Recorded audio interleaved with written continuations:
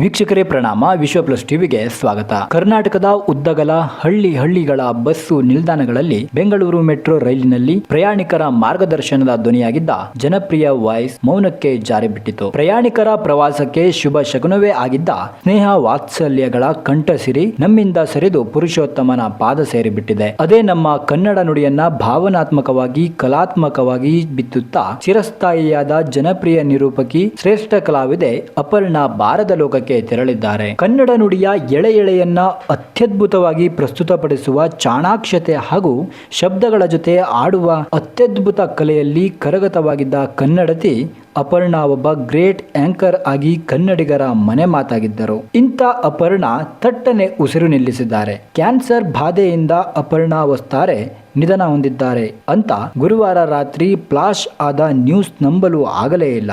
ಆದರೆ ಅದು ಸತ್ಯ. ಅಪರ್ಣಾ ಈ ಅವನಿಯಿಂದ ದಕ್ಷಿಣ ದ್ವಾರದ ಬಾಗಿಲು ತೆರೆದು ಶಾಶ್ವತವಾಗಿ ನಿರ್ಗಮಿಸಿಬಿಟ್ಟಿದ್ದಾರೆ. ಬದುಕ ಹಾದಿ ಅದೆಷ್ಟು ಸಂಘರ್ಷದ ಬಂಡೆಗಲ್ಲುಗಳನ್ನ ಎದುರಿಗೆ ತಂದಿಟ್ಟರು ಎಂದೂ ಧೃತಿಗೆಡದ ಗಟ್ಟಿಗಿತ್ತಿ ಈ ಅಪರ್ಣಾ. ಎಲ್ಲವನ್ನೂ ಛಲವಾಗಿ ಸ್ವೀಕರಿಸಿ ಗೆದ್ದು ನಿಂತ ಸಾಧಕಿ.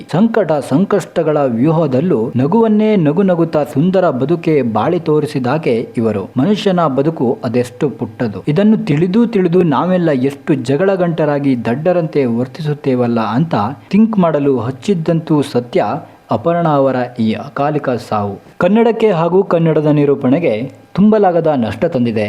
ಈ ಆಘಾತಕಾರಿ ಘಟನೆ ಈ ಟಿವಿಯ ಸುದ್ದಿ ಮನೆಯಲ್ಲಿ ಕೆಲಸ ಮಾಡುತ್ತಿದ್ದಾಗ ಆ ದಿನಗಳಲ್ಲಿ ಅಪರ್ಣಾ ಅವರ ಸಂಪರ್ಕ ನಿಮ್ಮ ವಿಶ್ವ ಪ್ಲಸ್ ಟಿವಿಯು ಪ್ರಧಾನ ಸಂಪಾದಕ ಶ್ಯಾಮ್ ಅವರ ಜೊತೆಗೆ ಸ್ನೇಹವಾಗಿ ಬೆಸೆದಿದ್ದಂತೆ. ಆಗ ತಾವಿಬ್ಬರು ಅದೆಷ್ಟೋ ಸಲ ಬೇಂದ್ರೆ ಕಾವ್ಯ, NK ಕುಲಕರ್ಣಿ ಅವರ ರೇಡಿಯೋ ನಾಟಕಗಳು, ಮಿಗಿಲಾಗಿ ನಿರೂಪಣೆ ಹಾಗೂ ಕನ್ನಡದ ವಿಚಾರಗಳನ್ನ ಮಂಥನ ಮಾಡ್ತಿದ್ವಿ ಅಂತ ಈ ಸುದ್ದಿ ಬರೆಯುವಾಗ ನಮ್ಮ ಮುಂದೆ ಹೇಳುತ್ತಾ ಗದ್ಗದಿತರಾದರು ಶ್ಯಾಮ್. ಇಂಥ ಸಂಬಂಧ ಕಲಾವಿದೆಯ ಜೊತೆ ಆತ್ಮೀಯ ನಂಟು ತಂದಿಟ್ಟಿದ್ದು ಈ ಟಿವಿ ಕಚೇರಿ ಇದ್ದ ಮಾಧವನಗರದ KCN ಭವನವಂತೆ. ಅಪರ್ಣಾ ಅವರ ಜೊತೆಗೆ ಕಳೆದ ಆ ಅರ್ಥಪೂರ್ಣ ಕ್ಷಣಗಳಿಗೆ ಈ ಟಿವಿ ನೌಕರಿಯೇ ಕಾರಣವೆಂದು ಶ್ಯಾಮ್ ಮೆಲುಕು ಹಾಕಿದರು. HS ವೆಂಕಟೇಶ್ ಮೂರ್ತಿ ಸರ್ವಾಧ್ಯಕ್ಷರಾಗಿದ್ದ ಕಲಬುರಗಿ ಸಮ್ಮೇಳನದ ಉದ್ಘಾಟನಾ ಸಮಾರಂಭದ ಪ್ರಸಂಗವನ್ನು ನೆನಪಿಸಿಕೊಂಡರು. ಸಾಹಿತ್ಯ ಸಮ್ಮೇಳನದ ಪ್ರಧಾನ ವೇದಿಕೆಯಲ್ಲಿ ನಮ್ಮ ಶ್ಯಾಮ್ ಸರ್ ಸಹ ಇದ್ದರಂತೆ. ಈ ಸಮಾರಂಭದ ನಿರೂಪಣೆಗೆ ಅಪರ್ಣಾ ಕಂಠಸಿರಿ ಇತ್ತು. ಆಕೆ ಮೊದಲ ಓಪನಿಂಗ್ ಆಂಕರ್ ಮುಗಿಸಿ ಕುಳಿತುಕೊಳ್ಳಲು ಬಂದಾಗ ಕಣ್ಣಿಗೆ ಬಿದ್ದಿದ್ದು ಶ್ಯಾಮ್.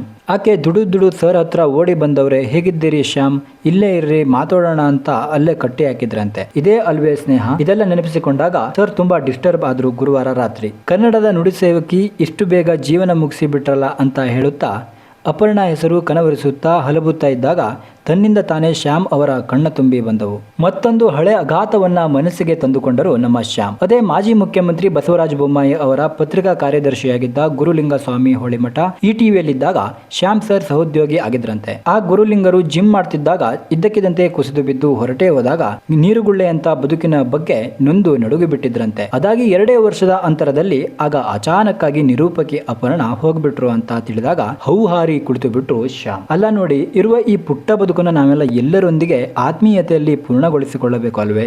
ಅದೇ ಸಂದೇಶ ಕೊಟ್ಟು ಮಧ್ಯ ವಯಸ್ಸಿನಲ್ಲೇ ಬದುಕಯಾತ್ರೆ ಮುಗಿಸಿ ಹೊರಟ ಸ್ನೇಹದ ಗೂಡಿನ ಈ ಇಬ್ಬರನ್ನು ನೆನೆದು ನಮ್ಮ ಸರ್ ಬೇಸರಗೊಂಡಿದ್ದಾರೆ. ಸಂಕಷ್ಟಗಳನ್ನೆಲ್ಲ ನುಂಗಿ ಅಪರ್ಣಾ ನಗುಮುಖದಲ್ಲಿ ಜಗವನ್ನೇ ಗೆದ್ದು ಅದೇ ನಗು ಎಂಬ ಉಡುಗೊರೆ ಬಿಟ್ಟು ಹೋಗಿದ್ದಾರೆ. ಆದರೆ ಕನ್ನಡ ನಿರೂಪಣೆಯ ಇತಿಹಾಸದಲ್ಲಿ ನಮ್ಮ ಅಪರ್ಣಾ ಸದಾ ಜೀವಂತವಾಗಿಯೇ ಇರ್ತಾರೆ. ಚಿರಸ್ಥಾಯಿಯಾಗುವ ಇವರ ಅಪ್ಪಟ ಕನ್ನಡದ ಧ್ವನಿ ಬರಲಿರುವ ಹೊಸ ತಲೆಮಾರಿನ ಆಂಕರ್ಗಳಿಗೆ ಪ್ರೋತ್ಸಾಹ ತುಂಬುವ ಛಲದ ಸ್ವರವಾಗಿ ಗುನ್ಗುನಿತರಾಗಿರುತ್ತಾರೆ.